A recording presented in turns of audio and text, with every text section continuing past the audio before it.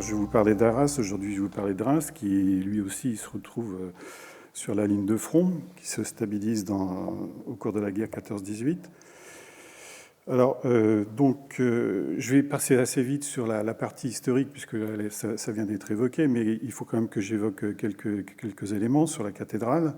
Bon, la cathédrale, entre l'Est, au niveau du chevet, et puis les tours, il se passe quand même 2 siècles et demi. La cathédrale est déjà une reconstruction, puisqu'il y avait une précédente église carolingienne. Et donc en 1211, on commence par le chevet, on termine par sans vraiment terminer l'église, parce que les flèches n'ont jamais été construites, mais on s'arrête aux environs de 1460 au niveau des tours occidentales. Il y a eu, au cours de cette vie de la cathédrale entre le XIIIe siècle et maintenant, 3 couvertures finalement. Il y a eu celle de 1299 qui donc clôt finalement l'édifice qui était en cours de construction au cours des 2 siècles et demi dont je vous ai parlé. Il y a eu un incendie, à nouveau une couverture en 1487 et évidemment celle de la Première Guerre mondiale en 1927 que je vais évoquer maintenant. Alors, effectivement, avant les désordres de la Première Guerre mondiale, la cathédrale est déjà toujours en travaux, bien sûr. On devine des échafaudages qui se baladent un petit peu au niveau des parties hautes des bras du transept. Et effectivement, l'intérieur est richement meublé. Il n'y a aucun souci là-dessus. Sur l'extérieur, ma photo n'est pas vraiment la photo que je ferais montrer, puisque l'échafaudage se trouve sur la tour sud, alors qu'au moment de la guerre, l'échafaudage est sur la tour nord. Mais on imagine très bien que ces échafaudages en bois étaient vraiment très, très dommageables lorsqu'ils prenaient feu. Et c'est ce qui s'est passé lorsqu'il y a eu les premiers bombardements. La guerre a touché Reims en septembre 14, donc 2 mois après la déclaration de la guerre, finalement. Et très vite, donc, l'édifice est en feu. Le feu qui avait pris sur l'échafaudage s'étend aux couvertures et les couvertures fondent et prennent feu. L'échafaudage s'est écroulé, bien sûr, laissant derrière lui un désastre au niveau de la tour nord, surtout dans les parties basses où il y a évidemment beaucoup de sculptures et on imagine les dégâts qui ont été produits. La couverture au cours des différents bombardements qu'il y a eu encore derrière, toute la couverture tombe, il ne reste plus rien, les voûtes sont mises à nu.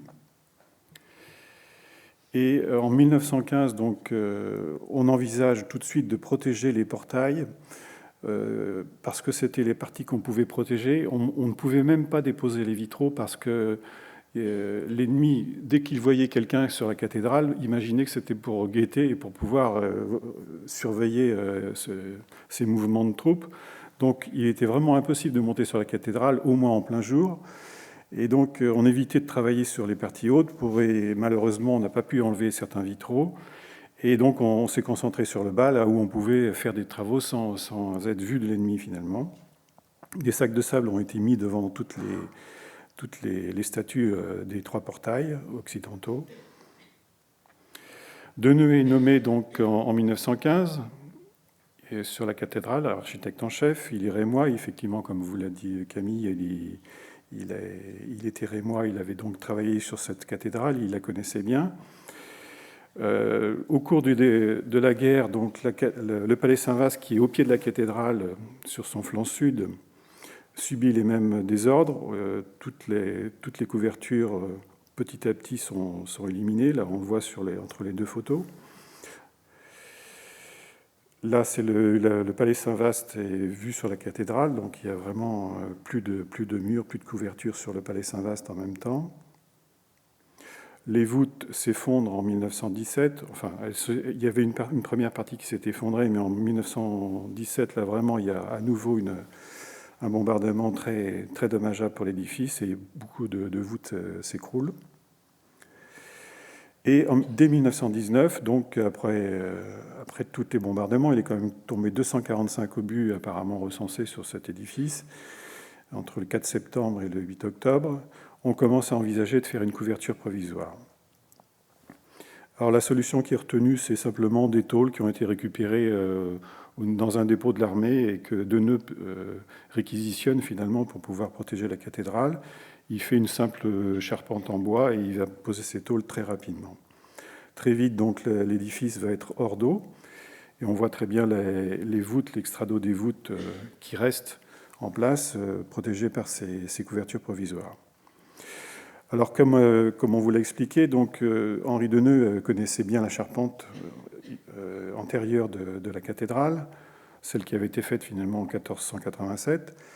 Et une solution était donc de les restituer, ou bien d'envisager une autre solution qui était une solution plus économique, faite à l'aide de planchettes de béton, qu'on pouvait maintenant, avec ce matériau, on peut le couler facilement et réaliser ces planchettes dans des formes qui répondaient bien à ce que l'on envisageait de faire.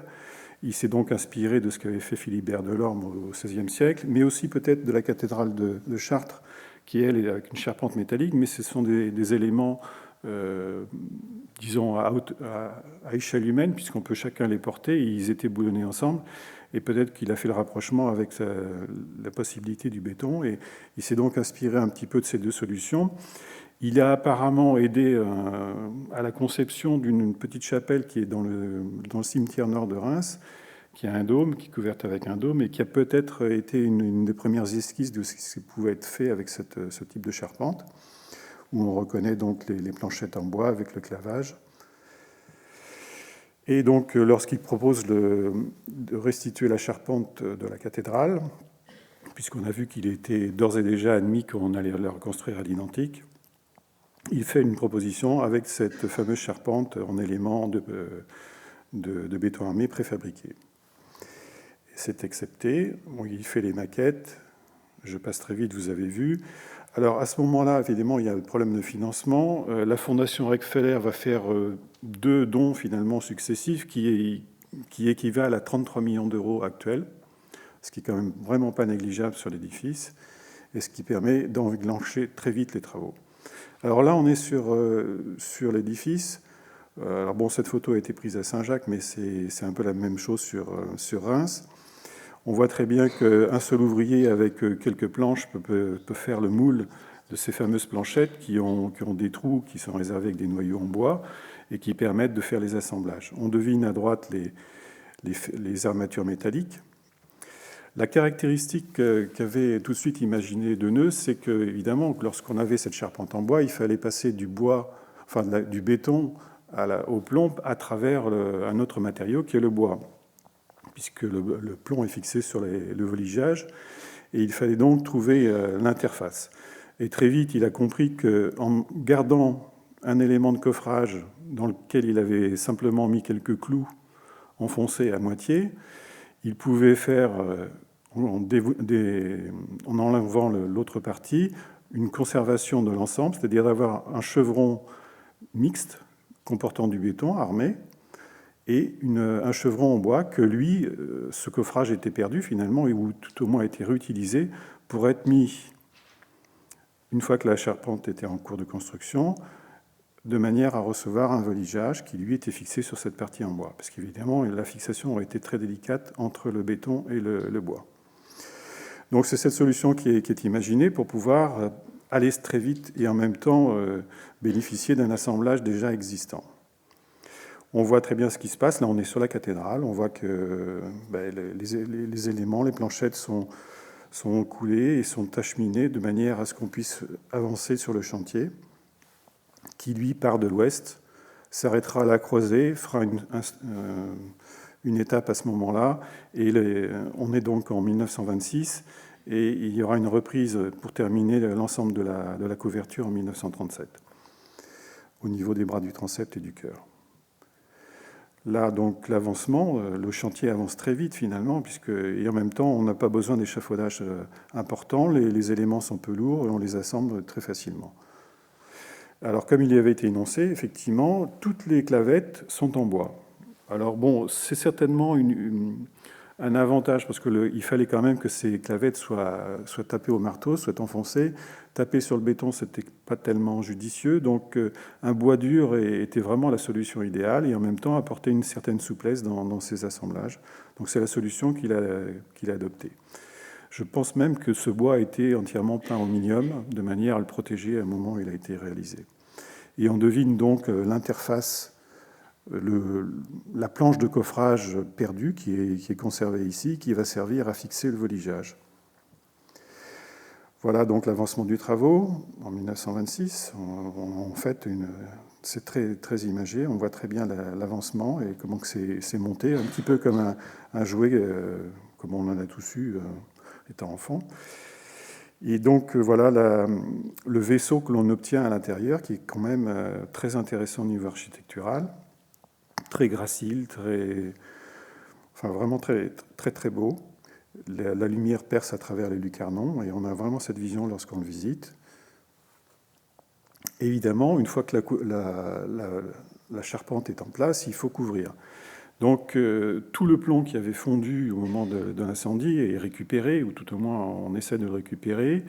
Il va être refondu sur place, mais on sait qu'il va falloir en rajouter, et il y a 190 tonnes de plomb qui sont achetées pour pouvoir compléter la couverture. Ce plomb apparemment venait d'Espagne. Et sur place dans le Palais du Thau, dans les parties voûtées du Palais du Thau, qui avaient donc conservé un couvrement et les ouvriers pouvaient être à l'abri, il met en place des tables, donc de sable, qui à chaque fois est tiré et égalisé. Et ensuite, on va couler donc les feuilles de plomb. Vous avez la forge ici, et vraiment c'était une technique toute manuelle, toute simple. Et le plomb ensuite est coupé aux bonnes dimensions et il est acheminé sur la cathédrale. En même temps, il se préoccupe des décors, de restituer les décors. Donc il savait qu'il y avait autrefois une crête sur cet édifice. Il réalise des maquettes en 1923. Il les met en place au moment des travaux. Je veux évoquer donc aussi les problèmes de maçonnerie. Il faut savoir que la cathédrale a fait appel à des carrières à partir du Moyen-Âge, des carrières locales qui se trouvaient au nord-ouest plutôt de Reims, mais il y avait une multitude de carrières. Et donc lui, Deneux a essayé de réouvrir ces carrières. Et finalement, il a pu en réouvrir qu'une seule. On est donc sur des carrières qui sont du Lutétien, donc c'est des carrières de pierre qui ont 40 millions d'années. Et il va en réouvrir une qui était sur ces mêmes bancs, qui était située à Courville. Mais il faut savoir que la cathédrale a été construite à l'aide d'une multitude de carrières. Là, je suis sur le chevet, c'est-à-dire dans la partie qui a été construite à partir de 1211. Et vous voyez que la partie haute a été terminée en 1221. Mais les pierres que vous avez là, ce ne sont pas des pierres de restauration, c'est vraiment des pierres d'origine quasiment. Et on voit qu'il y a différentes colorations. Il y a des pierres beaucoup plus blanches, des pierres beaucoup plus ocrées. Et donc, la cathédrale est déjà au départ avec un panachage de carrières qui était... Enfin, le clergé à l'époque s'approvisionnait comme il pouvait sur les carrières qui existaient. Et elles n'étaient pas toutes disponibles en même temps. Les bancs étaient découverts au fur et à mesure. Il y avait donc des ruptures dans les approvisionnements. Et donc on voit bien qu'il y a quand même une sorte de panachage de cette pierre. Donc il ne faut pas non plus trop se stresser sur la pierre. Ce qui a incité Deneux à quand même essayer de trouver des pierres qui étaient disponibles à l'époque et qu'on trouvait dans l'Oise. C'est vrai que malheureusement les carrières locales ont très vite été étouffées par les possibilités de transport apportées par le rail et par les canaux, ce qui fait que certaines carrières se sont développées très vite par rapport à d'autres, et les carrières locales ont vivoté un moment et ensuite ont très vite fermé. Et donc il y a eu des approvisionnements qui sont taris d'un côté et qui, même d'un autre côté, est vraiment disponibles.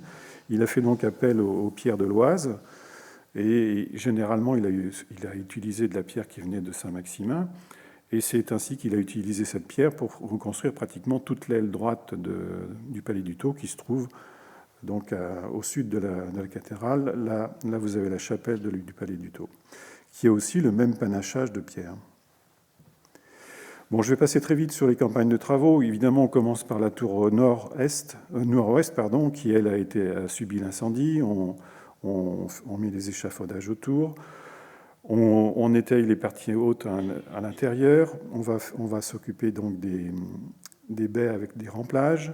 On va arriver vers 1929 au niveau du chevet. On est toujours sur la couverture provisoire, vous l'avez en bas ici, et on va commencer à s'intéresser aux balustrades. Voilà, les balustrades sont en cours de restauration de 1930-1932. Pendant ce temps-là, la charpente a avancé du côté ouest, et donc on se retrouve ici à l'intérieur. Les voûtements sont en cours de restauration. On est sur le chevet. En 1934, on passe sur le côté sud, et donc toute la couverture déjà est terminée sur les parties hautes. Et en 1934, on voit que l'ensemble se termine. Le palais du Thau est traité juste à la suite. On restitue les couvertures. On restitue. Alors, en 1935, on termine avec le clocheton, enfin, qui est donc à la croisée, au cœur. Et 1936, on se termine donc par les tours sud. Voilà, au passage, donc là, c'est juste pour vous illustrer donc la pierre qu'a conservée Henri Deneux, les pierres de restauration qu'on devine très bien ici. Elles sont encore, les traces de feu se perçoivent encore. Alors, dès l'instant où l'Église, on a envisagé de la reconstruire à l'identique, on a aussi envisagé très vite de conserver un témoignage de ce désastre. Et ça s'est concentré sur le portail nord de la façade occidentale, là où avait démarré l'incendie en fait, qui a embrasé les charpentes.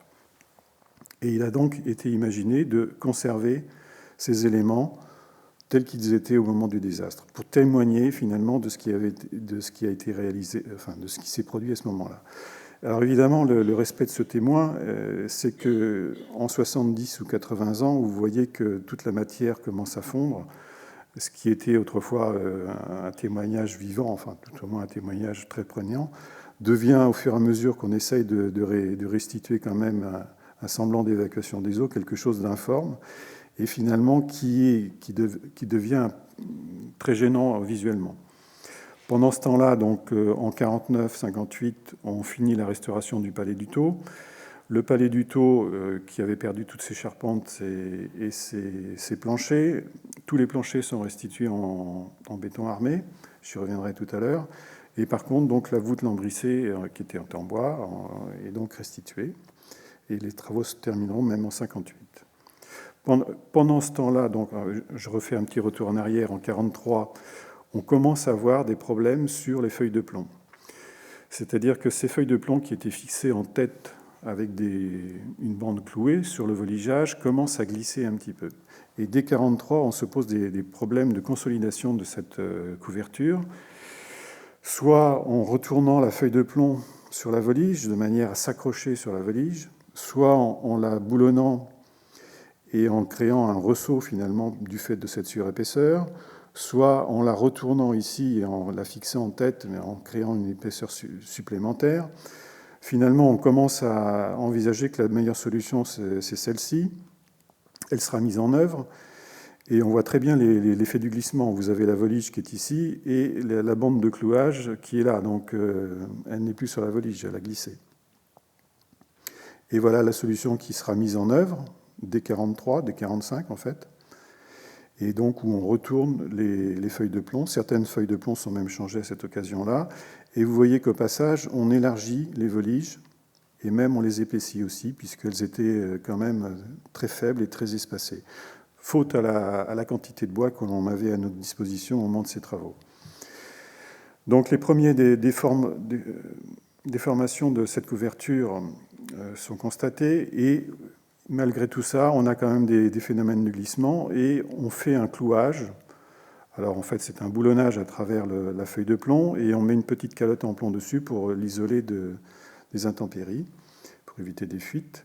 Donc c'est un système de clous qui a été mis en œuvre ultérieurement, mais pas sur l'ensemble des couvertures. On voit très bien les effets du glissement. Pardon, j'ai fait une fausse manip. On voit très bien donc les effets du glissement. Si bien que en 2008, on a eu subitement un glissement vraiment important sur le bras nord du transept, versant est, bras sud du transept, excusez-moi, versant est. Et là, subitement, donc, comme une nappe sur une table, l'ensemble des feuilles de plomb ont glissé. Et on voit la manière dont c'était fixé en tête. Et finalement, les joints verticaux des feuilles, eux, ont bien résisté, tout au moins ne sont pas déchirés, et ont bien maintenu ensemble les feuilles de plomb, mais elles ont vraiment glissé en tête et elles sont retrouvées dans le chéneau. Heureusement, on a un chéneau avec une balustrade importante derrière qui a bloqué le phénomène et qui a évité que tout chute sur les parties basses. Et voilà donc la charpente mise à nu. Donc il a fallu très vite mettre une couverture, un bâchage, pardon, et imaginer comment pouvoir restaurer. Alors il est certain qu'au moment où on enlève le voligeage, qui lui était très fin et vous l'avez vu très espacé, donc il était hors de question de remettre un voligeage aussi faible. On a donc tout de suite évoqué la solution de changer ce voligeage. Comment allons-nous fixer ce nouveau voligeage, sachant qu'au moment où on dépose, le petit chevron qui était donc intimement lié au chevron béton, le clou ici va rompre, tout va partir, et il va donc falloir reposer un élément de bois ici qui va pouvoir être l'interface entre le nouveau voligeage plus épais et la charpente béton conservée. Faire une fixation mécanique dans ce béton, c'était impossible. Vous aviez tout de suite l'armature qui était derrière. Les planchettes font 3 cm d'épaisseur, donc il n'y a pas d'enrobage. On est vraiment à 1 cm, on est tout de suite sur l'acier de l'armature. Donc tamponner et donc essayer d'ébranler tout ce chevronnage n'était pas possible. Par contre, il semblait possible de pouvoir faire un percement dans la fibre neutre et donc de ne pas toucher à l'armature, puisqu'on savait qu'il n'y avait pas d'armature au centre, ce qui était logique. Et donc de pouvoir éventuellement poser un étrier qui permettrait de refixer à nouveau un nouveau chevron et de pouvoir fixer le voligeage. Donc c'est ce qui a été imaginé. En plus, cette disposition était quand même très gracile et très fine. On savait que Deneux avait utilisé même ce système-là quelquefois pour pouvoir faire des assemblages un peu compliqués où il n'arrivait pas à mettre ces systèmes de clavettes. Il faisait des clavettes métalliques de cette manière. Donc les travaux sont engagés dès 2009. Voilà la charpente mise à nu, le chevron est parti. On devine la trace des petits clous, là. Vous voyez, ils étaient posés tous les 30 à 40 cm. Ils étaient complètement rouillés. Donc quand on a enlevé le chevron, le voligeage, tout est parti. Donc c'était vraiment quelque chose qui ne durerait pas, c'était évident. Là, on voit au passage des clavettes en bois, pas en aluminium. Voilà la charpente mise à nu. Évidemment, donc cette charpente avait quand même pris par moments des fuites d'eau. Il y avait donc des altérations des armatures à travers les clous qui eux-mêmes avaient rouillé. Donc on a passivé ces éléments-là. Heureusement, on n'en avait pas énormément. On devine aussi qu'il avait fait une sorte de collage, peut-être au plâtre, entre les éléments. Peut-être que ça servait à positionner et à stabiliser les éléments au moment où on allait faire glisser le panneton qui allait recevoir ensuite les clavettes. Donc on voit que Deneux avait trouvé des solutions intermédiaires pour tenir en place ces planchettes. Le voligeage se met en place, plus épais, plus jointif. Et les premières feuilles de plomb sont examinées pour déterminer les interventions que l'on va faire. On va recouler le plomb. Alors, ce qui a été imaginé, c'était de recouler le plomb qu'on avait évidemment récupéré. Là, comme Deneux, on s'est retrouvé avec le même phénomène, c'est-à-dire qu'au moment du recoulage du plomb, on perd une partie du plomb parce qu'il y a des salissures qui sont intimement liées avec le plomb et l'ensemble de ces salissures sont éliminées et éliminent une partie du plomb. Donc il faut pouvoir compenser et amener du plomb neuf. Et donc là, ce qui a été imaginé, c'était vraiment de séparer le plomb que l'on recoulait du plomb qui était ajouté. Et on a mis systématiquement en partie basse les feuilles de plomb neuf par rapport, et en conservant en partie haute les plombs anciens, recoulés. Essentiellement parce qu'on voit très bien que le plomb ancien, il y a une sorte de patine qui apparaît assez vite, qui est brune. qui probablement vient des métaux qui sont à l'intérieur du plomb. C'est probablement de l'arsenic, ou on ne sait pas très bien, ou peut-être de l'antimoine qui provoquait ces éléments-là. Les plombs actuels ne peuvent pas comporter ces éléments chimiques qui sont interdits. Et donc, on a des phénomènes de patine qui ne sont pas tout à fait identiques. Donc, c'est pour ça qu'on a conservé l'idée d'avoir le plomb ancien complètement différent du plomb neuf, caché par les parties des balustrades qui sont très hautes au niveau des chéneaux. Alors, la question s'est posée aussi de savoir si, oui ou non, donc il était admis qu'on refixerait les feuilles de plomb par retournement sur les voliges, parce que c'était quand même une solution qui était assez pérenne au niveau du maintien des feuilles de plomb, mais on s'est posé quand même la question de savoir s'il fallait quand même ajouter un cloutage intermédiaire. Les feuilles de plomb font quand même 2,50 m de longueur sur 70 cm de largeur. Elles pèsent environ 100 kg chacune. Et la pente est très importante. On a une pente très, très raide qui fait que ce plomb pèse vraiment très lourd sur les charpentes, sur le voligeage et sur les ancrages de ces feuilles de plomb. Évidemment, les feuilles de plomb sont fixées mécaniquement au niveau du joint roulé. Elles sont fixées en tête. Et on s'est posé la question de savoir s'il fallait ou non faire le cloutage intermédiaire. Finalement, c'est la solution un peu ceinture et bretelle qui a été retenue. Sachant qu'on avait vraiment une couverture très pentue, on n'a pas voulu risquer d'avoir à nouveau un phénomène de glissement. Et donc, on a retenu la solution d'avoir ce cloutage. On n'est pas non plus tellement hors de ce qui a pu se produire autrefois. À l'époque romane, mais médiévale, on avait des couvertures métalliques en grand nombre. Et on le voit à travers les vitraux. Alors, je l'illustrerai avec ces vitraux, mais on voit très bien qu'il y a des éléments sur les couvertures métalliques qui sont losangés, comme on l'a sur la croisée du transept ici. Et ces éléments-là, on devine des éléments décoratifs, mais qui ne sont pas finalement très décoratifs. Ils servent aussi à maintenir. On a des éléments au milieu qui sont certainement des éléments métalliques qui permettaient de tenir les feuilles métalliques, les feuilles de plomb. Là, vous avez une illustration de Viollet-le-Duc qui montrait bien que le système de fixation servait à tenir en tête, mais aussi à maintenir en partie basse pour empêcher le glissement. Donc on voit bien que le souci existait déjà dès le Moyen-Âge, et je pense qu'on ne déroge pas tellement à ce qui a pu se produire autrefois en mettant ce cloutage qui finalement devient un cloutage lorsqu'il est régulier, un cloutage décoratif. Et on peut même supposer qu'au Moyen-Âge, ces parties-là étaient dorées. Alors la dorure, effectivement, la dorure, quand on analyse le plomb qu'on a refondu, alors ce qu'on voulait, c'était l'analyser avant la fonte et après la fonte pour pouvoir vérifier qu'on avait vraiment les mêmes matériaux. On s'aperçoit qu'il y a une quantité d'or non négligeable dans le plomb. Bon, de l'origine, le plomb a un peu d'or, mais là, il y avait quand même une quantité non négligeable. Et ce qui fait qu'au fur et à mesure des recoulages de ce plomb, on peut imaginer que les ornements dorés qui étaient dessus, l'or a fondu en même temps et s'est mélangé au plomb. Et je crois qu'en faisant un ratio, je pense qu'on arrivait à 30 kg d'or sur l'ensemble des couvertures. Donc on voit qu'il y avait énormément de dorures sur ces couvertures au cours des différentes campagnes de travaux. Donc ce n'était pas non plus hors de propos de dorer les éléments des crêtes, c'est ce qu'a fait Henri Deneux. Et on voit très bien les éléments, les vestiges de ces dorures sur les arêtiers de la croisée du transept et sur la crête elle-même de la couverture. Donc on a redoré ces éléments. Voilà, puisqu'on avait un échafaudage à proximité, on a commencé à redorer les arêtiers, malgré que ce soit des arêtiers qui ne soient pas entièrement refondus. On a simplement restitué la dorure, puisqu'on était à proximité. Et alors, on a redoré. Alors, ici, il y a une dorure 1 sur 2.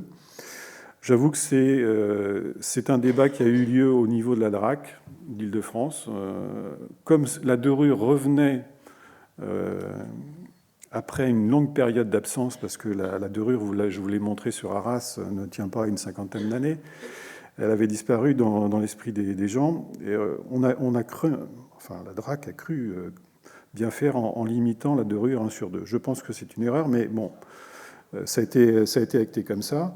Ce qui fait que sur le cœur qui a été fait après, vous verrez, on a redoré l'ensemble.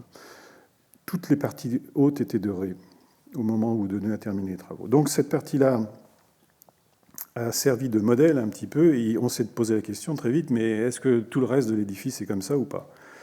Et en examinant l'édifice, on s'aperçoit donc que les fixations sur l'envers, c'est-à-dire avec simplement une bande de clouage en partie haute fixée sur la volige, et les fixations sur le revers, où donc la feuille de plomb se retourne à l'intérieur, ne sont pas toutes dans les mêmes parties. Toute la partie nord et le chœur étaient fixés avec ces bandes de clouage. Et toutes les parties sud avaient été refaites déjà en retournant la feuille de plomb. On voit qu'au nord, il y a eu aussi les petits points noirs que vous voyez, ce sont les cloutages qui avaient été ajoutés en complément, et de même que sur la chapelle du Palais du Thau, qui est donc au côté sud. Et on voit que le phénomène que l'on avait ici, on le retrouve en bleu sur toute la partie nord, évidemment pondéré par le fait qu'on avait des clouages complémentaires, et on le retrouve aussi partiellement sur la chapelle du Palais du Thau. Donc tout ça a pu déterminer des priorités d'intervention, et donc il devenait urgent d'intervenir sur le chœur, parce qu'on aurait certainement le même phénomène de glissement. Et donc l'évaluation des coûts a été faite. On arrive à environ 11 millions d'euros de travaux à prévoir sur l'ensemble de cette couverture, et des degrés d'urgence ont été définis. Jusqu'à maintenant, ils sont à peu près respectés. Il commence à y avoir un glissement parce que les crédits n'arrivent plus très vite sur la cathédrale, malheureusement. Ce qui fait que là, on a pu traiter le chœur. On ne peut pas traiter le bras nord du transept et encore moins la nef. Voilà les travaux qui sont déroulés donc à partir de 2016 sur le chœur, qui était donc l'urgence numéro 1. Il fallait très vite intervenir.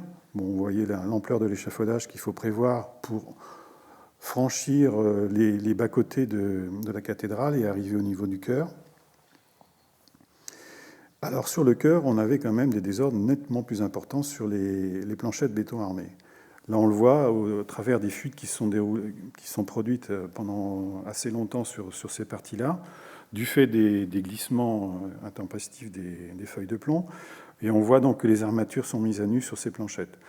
Alors, que faire pour pouvoir restaurer ces planchettes? Soit on envisageait donc un démontage, mais vous imaginez le Mikado.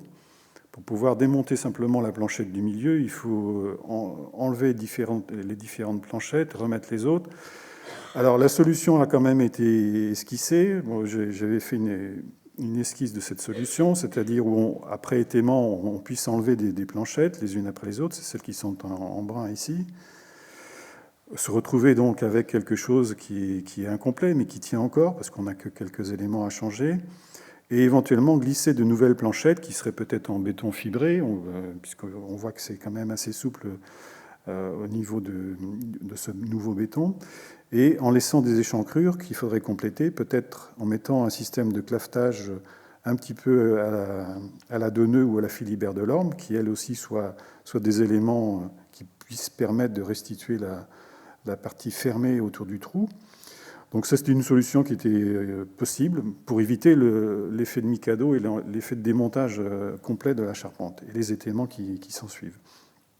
Mais finalement, les travaux ont montré, après analyse des fers qui étaient en place, on a vu qu'on était dans des possibilités de conservation de ces éléments, donc de simplement passivation des armatures, évidemment après un dérouillage, éventuellement complément un peu d'armature et remettre des éléments de béton. Et donc c'est la solution qui a été adoptée. Alors, je n'ai pas de photo qui illustre cette solution, mais en fait on voit très bien qu'on a pu restaurer les bétons.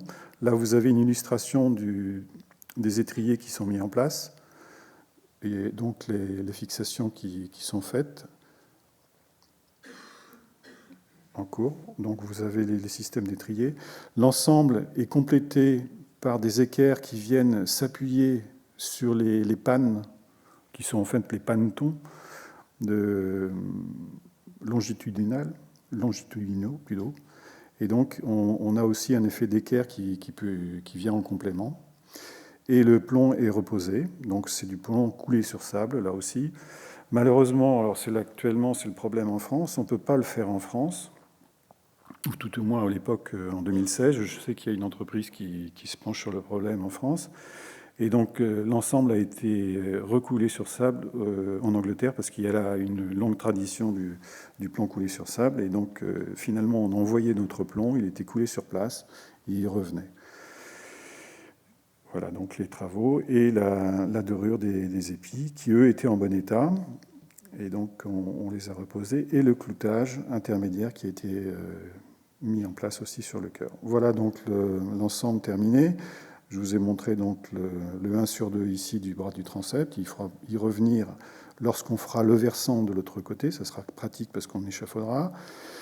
Et donc l'ensemble de la flèche ici qui vaudra au jour restauré bien sûr, et puis la croisée du transept aussi. Le même travail a été fait sur la chapelle du Palais du Thau, qui elle était arrivée aussi à bout de souffle. Je vous l'ai montré sur l'examen des priorités. On devine là aussi le plomb qui commence à se patiner très vite, qui prend très vite cette teinte brune. Au passage, sur la vue précédente, le bras sud du transept est aussi en phase de patine. Pardon. Et donc, j'en viens au Palais du Thau, où là, les ouvrages de béton armé sont dissimulés, puisqu'en fait, on a une charpente béton qui n'est pas à la Philibert Delorme, c'est une charpente béton toute simple qui a été mise en place. Mais par contre, il y a eu donc des planchers. Le problème du Palais du Thau, c'est qu'on est sur des planchers donc, de 1930. Le béton, on le mettait en œuvre, mais avec des moyens de calcul différents et surtout des contraintes d'exigence, de portance différentes. Il faut savoir que quasiment tous les planchers que j'ai rencontrés en béton armé des années 30 ont une résistance d'environ 250 kg au mètre carré. C'est vraiment la portance, disons, maximale, ou tout au moins celle qu'on rencontre assez souvent sur ces planchers. Et maintenant, comme ce Palais du Thau est un musée, évidemment, les contraintes sont de 500 kg au mètre carré. Alors, heureusement, pour l'instant, le musée se déroule sur les parties des planchers qui étaient voûtés en dessous, donc il n'y a pas de problème de contrainte de plancher. Mais là, petit à petit, ce musée va se développer et il va falloir envisager de renforcer les planchers. C'est le cas, par exemple, sur la salle Charles X, où, pour l'instant, donc, les œuvres sont présentées dans la partie basse, mais très vite, juste au-dessus, qui actuellement sert de dépôt des moulages, et j'aurai l'occasion de vous parler des moulages qui nous ont servi pour la statuaire tout à l'heure, qui sert de dépôt aux moulages, qui sont très peu lourds, puisque c'est des moulages en plâtre, vont recevoir des collections dans le futur. Donc tous les planchers béton armés qui sont ici, il va falloir les renforcer. Ce qui a été fait dans la salle Charles X, c'est d'enlever, on s'est aperçu à travers les calculs qu'il fallait renforcer les poutres et en même temps renforcer les planchers. Ce qui a été imaginé, c'était de renforcer ces poutres à l'aide d'éléments en fibre de carbone qui permettaient donc de faire comme un chemisage autour de ces poutres pour leur redonner une inertie supplémentaire qui permettrait de recevoir ultérieurement les planchers. Alors, la suite des travaux n'est pas comment dire, définie encore, puisque la muséographie du Palais du Thau est en cours de rédaction, ce qui fait qu'on a prévu de pouvoir renforcer d'ores et déjà ces poutres de manière à ne pas avoir à y revenir, et on reviendra ensuite renforcer les éléments de plancher entre les poutres pour pouvoir réaliser donc la portance demandée. Il faut savoir que Henri Deneuil avait réservé ici une hauteur de 15 cm sur la dalle pour pouvoir éventuellement faire un plancher. Et nous, cette réserve va nous servir à renforcer le plancher en béton armé pour arriver aux 500 kg demandés. Voilà où j'en suis donc sur les parties maçonnerie, béton armé et couverture charpente. Voilà, j'en ai terminé. Je pense que je suis dans le temps.